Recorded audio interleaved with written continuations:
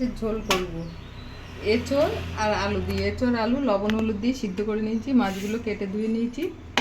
এবারে লবণ হলুদ মাখিয়ে ভেজে নেব। আর এখানে রেখেছি টমেটো, আদা, কাঁচা পাকা লঙ্কা, জিরে, এটাই বেটে দেবো। গরম হয়ে গেছে, মাছগুলো ভেজে নেব।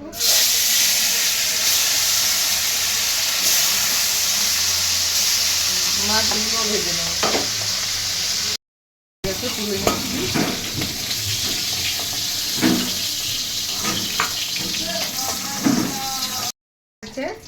এবার এঁচোড় আর আলুগুলো একটু ভেজে তুলে নেব। আলুগুলো আর এঁচোড়গুলো সিদ্ধ করে নিয়েছিলাম,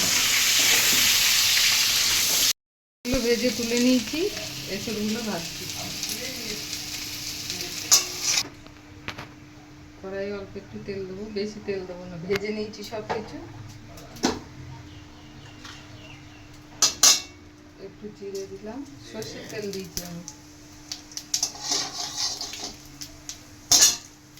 দুটো তেজপাতা, দুটো শুকনো লঙ্কা দিলাম।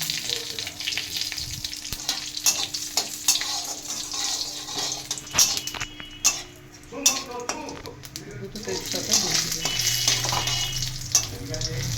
এবার মশলাটা দিলাম, এটা আছে আদা, জিরে, লঙ্কা, টমেটো।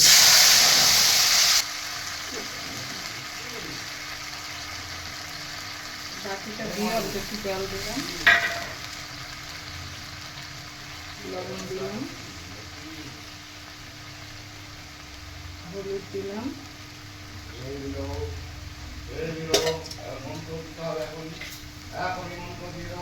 অল্প একটু চিনি দিলাম। মশলাটা ভালো করে কষিয়ে নেব। হয়ে গেছে, এবার দিয়ে দিলাম আলু আর এঁচোড়টা। আলু আর এঁচোড় বললাম দিলাম, দিয়ে দিলাম। 5 মিনিট মতো লাগবে সিদ্ধ করাই আছে, বেশিক্ষণ সময় নেবে না সিদ্ধ। তারপরে মাছগুলো দিলাম, সিদ্ধ হয়ে গেছে। এবার মাছগুলো দিয়ে দিলাম, বাটা মাছ দিলাম। এটা রুই মাছ, কাতলা মাছ, যে কোনো মাছের সাথেই ভালো লাগবে এখানে। খালি চিংড়ি মাছের সাথেই খেতে হবে তা না, সব মাছের সাথে ভালো লাগবে।